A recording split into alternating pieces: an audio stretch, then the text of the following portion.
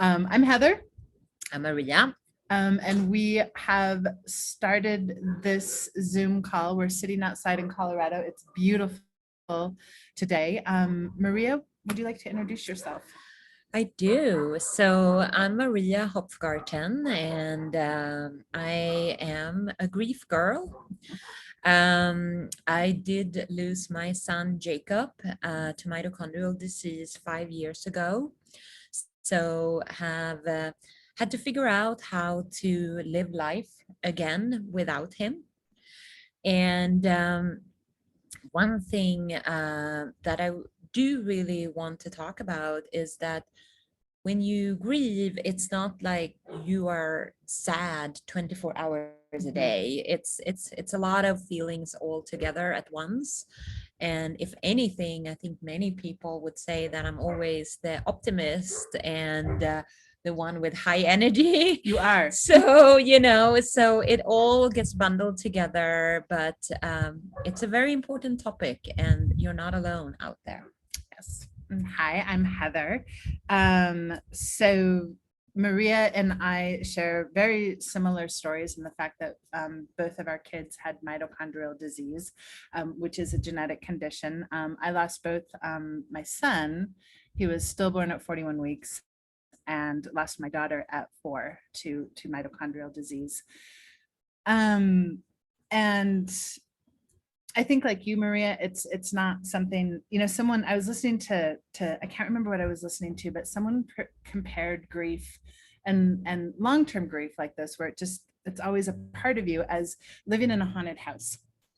Like you're kind of on edge, and then all of a sudden you open up the closet and there's a skeleton, and you're like, I just wanted some shoes. I wasn't expecting the closet or the skeleton. And that it's something that is unpredictable and just kind of it's a part of you. But I don't think it has to destroy you. No. It's and we wanted to do this during this time of COVID. There are so many underlying stressors. I think there are so many triggers. We're surrounded by so much loss. You can't get on, you can't watch any media without hearing about the loss. And for me, I know what my triggers are, and the whole George Floyd testimony was a huge trauma trigger for me. And I was like, I have to stop watching. Mhm. And I think the lack of community, especially for people who sadly have lost anyone, but a child during this time, I relied so heavily on my community. Yes, I did too. Yeah, And still do, and still do, actually. and Yeah. the fact that I mean, I was so like, you gotta hug me, you gotta love me, you gotta kiss me. I need all my people Mhm. around me, and to go through this and not have that, I think Mhm. is heartbreaking. And I think, and you had mentioned disappointment. Yes, I do think that most people in the last year and a half, almost now, or at least a good year, we have lived in COVID times, and everyone has had some disappointment, and many have had hardships and lost loved ones. And so we're hoping that this really can be open for anyone, and have an honest conversation about it, and not, shy away from the hard topic. Exactly. So we were having this great conversation. I hope we can get back to that place of I looked on this. There's a great blog called A Bed for My Heart, which is the woman who writes it is a published author, and she had lost her son. And there were 7 kind of truths that she talked about when you lose a child, and we're gonna kind of go through them and talk. So one thing she talks about is that love never dies. And yeah. Yeah, I mean, that's just how it is. I mean, yeah, it doesn't die, which in a way makes the grief harder, because you love one so much that grief is the other part of the love. And I just don't think that can be argued. That's just how it is, It's to be just- honest. it's Yeah. just how it is. And I think there Mhm. are, you go through that grieving process early on, and I call it the gut punch. Do Yeah. you know that, Oh, like all of a yes. sudden Yes. you're like brushing your teeth and you get this feeling, and it's like someone has punched you in the stomach and you can't breathe. Yep. Like you are at a Mhm. loss for air. And that does go away with time, but there's also this, like every once in a while, a picture, Facebook, lovely, stupid Facebook will pull up these memories, and Oh, all of a yes. sudden it's like there's her face, and I'm like, oh, it's Yep. it's a combination of love and almost pain, because Mhm. of it's like all Yep. that. And I think what's important about this point is that we live in a society where you're like, this is bad, get over it. Mhm. Yep. And I think just because you'll never get over it, because you don't get over Yeah. it.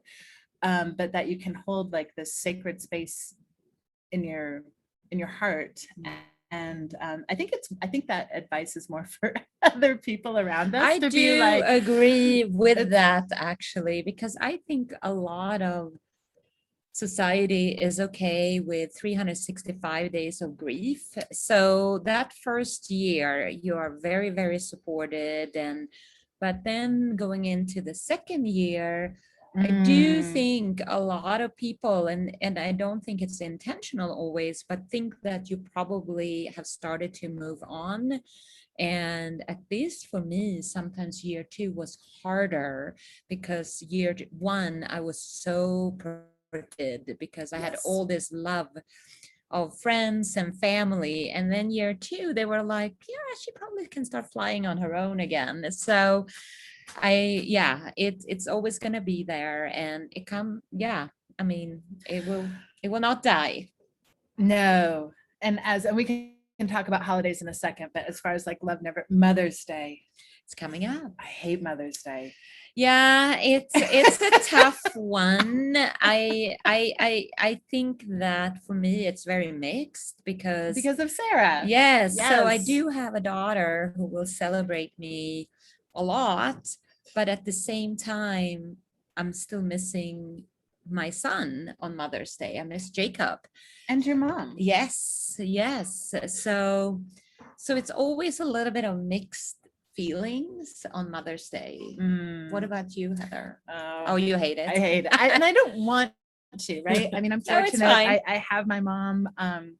There have been times where what I've realized, it's a moving holiday. It's a moving target. Some days it's never good. Like I'm never like, it's not, like I try to stay off of social media. I try to um find something that's good for me Mm-hmm. to do. And if I can be with family, great. If I Yes. can't, and they've become really good about that. I think there were a couple of really bad Mother's Days where they're like, she just give her some space. Mhm. And- Yeah, I do. It's a day where I also do stay off social media a little bit. Mhm.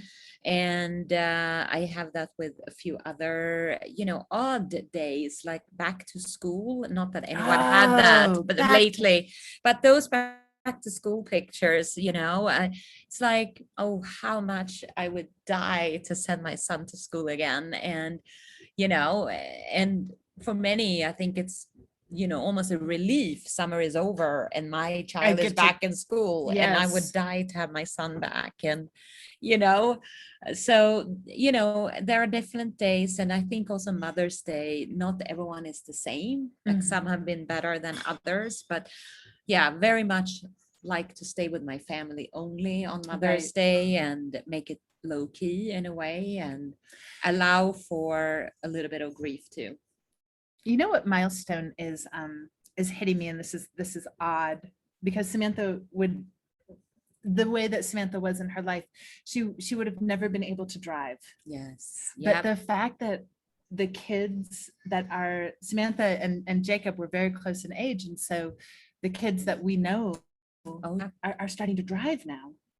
And I'm like, that's so bizarre. Yeah. Yeah, And yeah. so I think there are two griefs. There are with a kiddo with a genetic condition, there's always been that ongoing grief of my kid's not she's not going to go to Harvard, right? She's Mhm. not, there's so many things in her life that won't happen for her. And then there's and you get used to that grief, I Mhm, think. mhm, And then there's, well, now they're not here. mhm. Yep. So love never dies. The second truth that she, and I love this one, and I don't even know if we need to talk about it a whole lot because it's just true, that bereaved parents share an unspeakable bond. Hi. It's Hi. true. It's very, very true. It's Oh, very, very true. Yes, it's the club you never want to join, oh, but yeah, you would not survive without your other moms. yeah. And I would say maybe dads, but I think I know more moms actually. And there's so much you don't even have to say. Like there's just this understanding of what it But means. it's just, it's, yeah, Yep. yeah. You need that in your life. So if you're out there, you're like, I need a bond, Joy- I will grieve for a lifetime is number 3. Of course you will, right? Yes, yes. It will change over time, Mhm. I do think. So we are getting close to 5 years without Jacob, and I do feel maybe in the last year or so it has become a little easier, not as intense, and we maybe have sort of learned a new rhythm of Right. life. But what I do think is true is that when other things are not going well in your life, or if you are, working through something else that could be a completely different area of your life, then grief seems to be sneaking up. And so that's why I think, yeah, it will always be there. Do you find that when something has come up, let's say in a job, in a career environment, where it's hitting you really hard, I almost have this visceral reaction to it, like it's like I'm better than this. This shouldn't Mhm. bother me. I have survived the loss of a child. Mhm. And why is this the fact that I didn't Mhm. get this promotion? Why is this impacting me so much? Why do Mhm. I care so much? Mhm. It's very true. It's Yeah. very, very, very true. And so, yeah, it definitely sneaks in, and you get disappointed with yourself Yes. when you do react like that, because you always think you have gone through the worst. But I think we're humans too, and there will still be disappointments. It's and I think it's all intertwined, right? Yes. It's Yeah. all, Yes. when, especially for me, my husband can put it in a box and be like, okay, this is my grief box, and I'm like, oh no, it's all over. It's like a Yes. vine. It's Yes. Yes, I agree. so there's one that I'm going to go back to, but because you had talked more about that it looks different, and you and I started talking about this, Mhm. but that the empty chair, room, space never becomes less empty. Mhm. Yeah, my first initial reaction was this is absolutely true when I heard it first. But then we started discussing, and I think that chair or that space changes over time. And it might not be as big. Like in the beginning, I felt like I had an open wound, like it was bleeding. And now maybe there's still some stitches in that space, but it's better. I do feel I miss that chair on Thanksgiving. Yes, I was Like I gonna ask know you that, yeah. exactly where he would have been sitting at my friend's house on Thanksgiving, and I do have that on Christmas. But I otherwise also feel as you go on with life, maybe that space or chair is not always as visible as it was in the beginning. What do you think? I think it's always empty, but Mm. the word never becomes less empty, you know. Mhm. And I say this for so it's been 11 years since my loss, and Compassionate Friends has called me a seasoned griever, which I'm like, all right. I'm seasoned. um but that, and I think it's important for people to know, because at the time, kind of what you said, when in those first couple of years, that empty space is massive. It is a black hole, and it's for me, it will always be there. But and it's not, it's a moving target, right? Some Mhm. days it's really big, some days it's huge, and there are still times where I'll hear a song and I'll think of Samantha, and I'll Yep. start to cry. And I probably, I still have moments, probably 4 times a week, where something comes up and I'm like, I'm shedding a little tear. Yeah. It doesn't mean it's bad. It's just a part Mhm. of our life.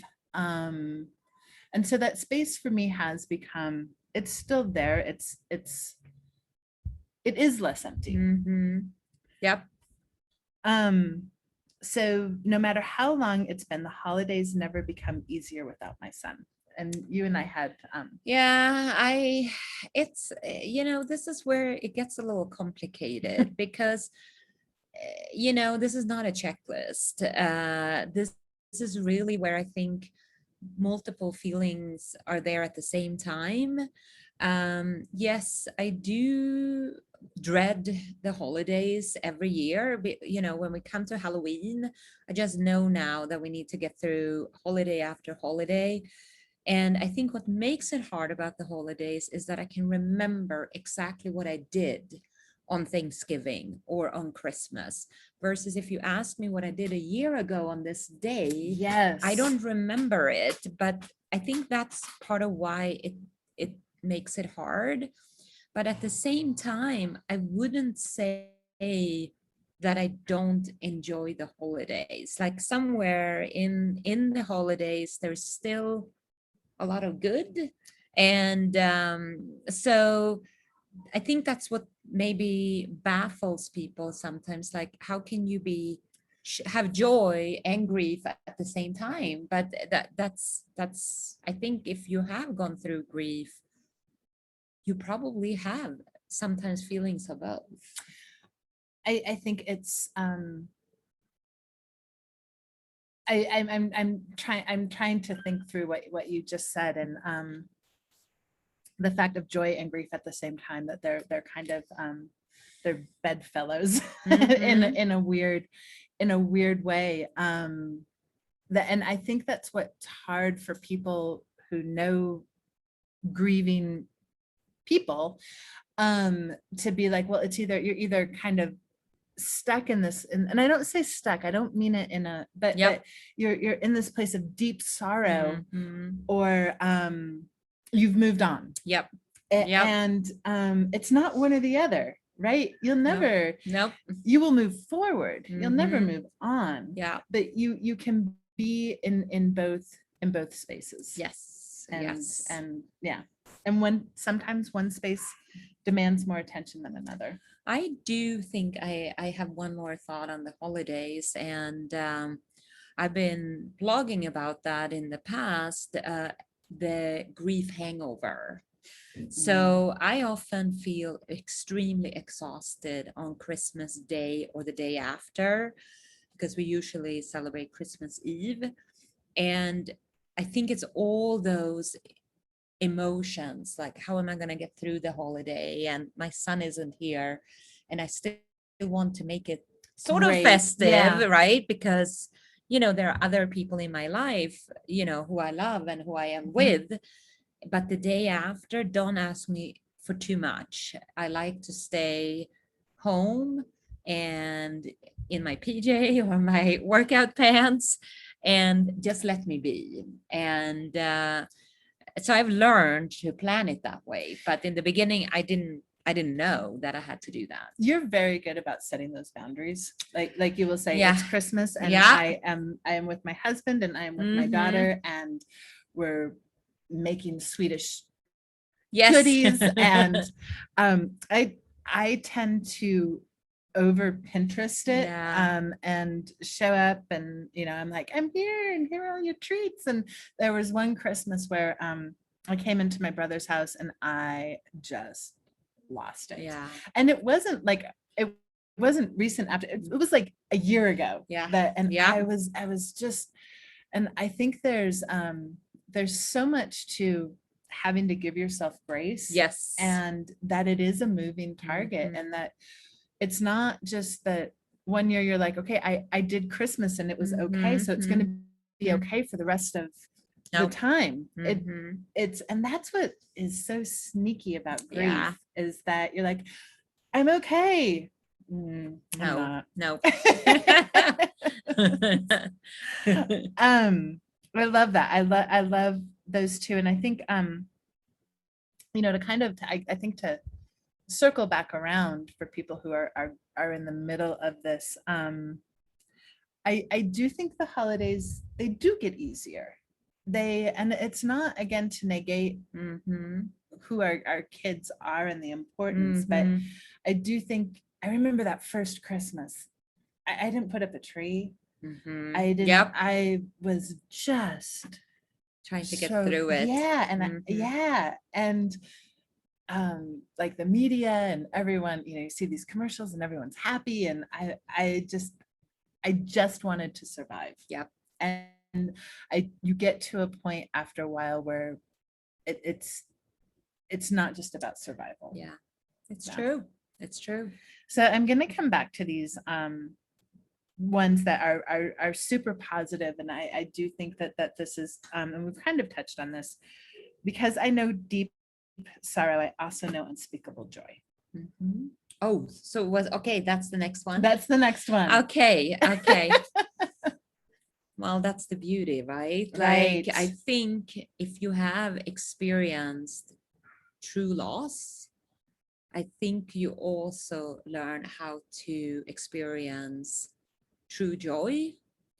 And because you know what it means to lose. And so I do think that there are certain things that I am probably better about enjoying now than before my son. And I don't just talk about the loss of losing him, but I also had 10 years with him being very, very sick, and where we didn't have a normal family life. We had a lot of trauma and medical emergencies. And even during those years, I feel like I was a happy person, maybe even happier than a lot of people. You were. Because there is that secret in the middle of it. Like you know that there are those moments of joy are what you really live for. I think there's also so it was a friend of mine told me about this app, and don't laugh, but it's called WeCroak. It a couple of times, and it has quotes about the fact that our time here is I'm going to choke up a little bit on this, but that our time here is limited. Yes. And I think there are moments of unspeakable joy, because we've seen, we've experienced this. Like I have moments of unspeakable joy, just like waking up and looking at the sunrise. Yes. And yes. just like, oh my, yes, we're so lucky to be here right now. And I think you really focus on the preciousness of life. Yes. And I think that creates that that unspeakable joy. Like sitting out here with you right now, having a glass of wine and being able to talk this intimately about something that is so painful makes me so joyful. I'm just gonna cry.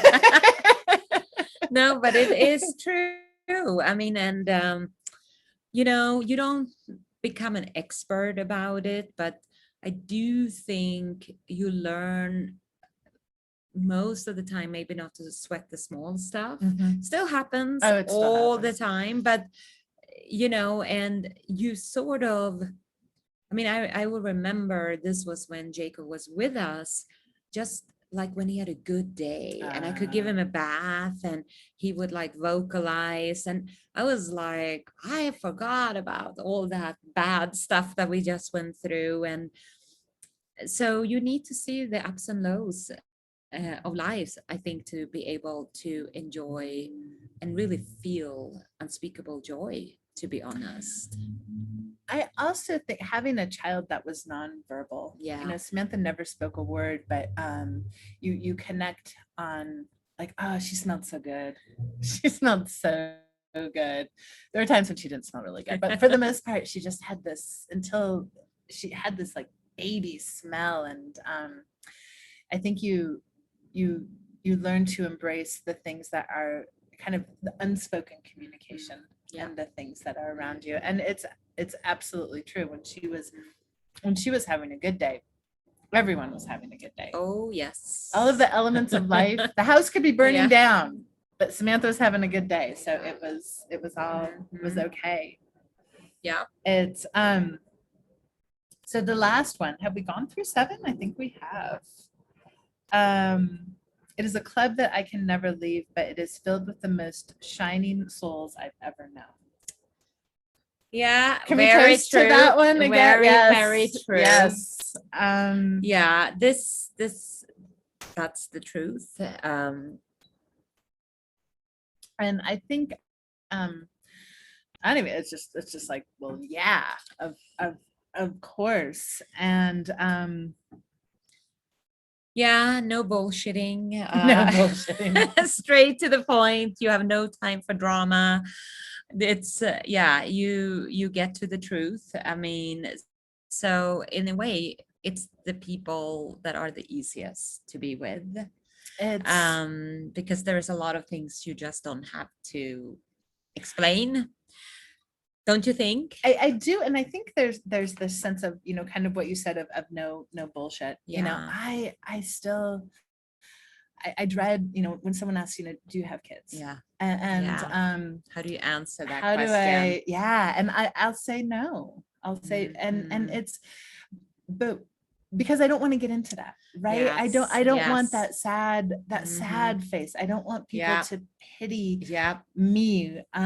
It is one of the most intimate parts of my life, but you talk to people who have gone through this experience and you just go there, right? There's no like, oh, I like your shoes, or oh, hey, how's the weather? It's like, you've lost a child. Let's get in there. Let's dig into this. And yeah, I think I was lucky in a way because I actually knew Heather before Jacob passed, and I knew a couple of other mothers who have also lost their children. So even if I didn't want to be part of that club, at least I felt like I was joining a club with already friends. And I think that not everyone has that. And that I think is tough. Then how do you find your people? It's yeah, it's not that easy. and I think maybe that, because we've been maybe that is a good place to wrap it up. Yeah. If this is helpful to you all, this was kind of on a whim. We are not professionals on grief, but we thought it might be helpful just to have a conversation about it. And find your people. We will post this out there, and feel free to reach out to us, and Hope to have you join next time. Yeah. All right, we signing off? Yes, All we right. are. Have a good evening. Take care of yourself. Bye. Bye. Okay, let's see how long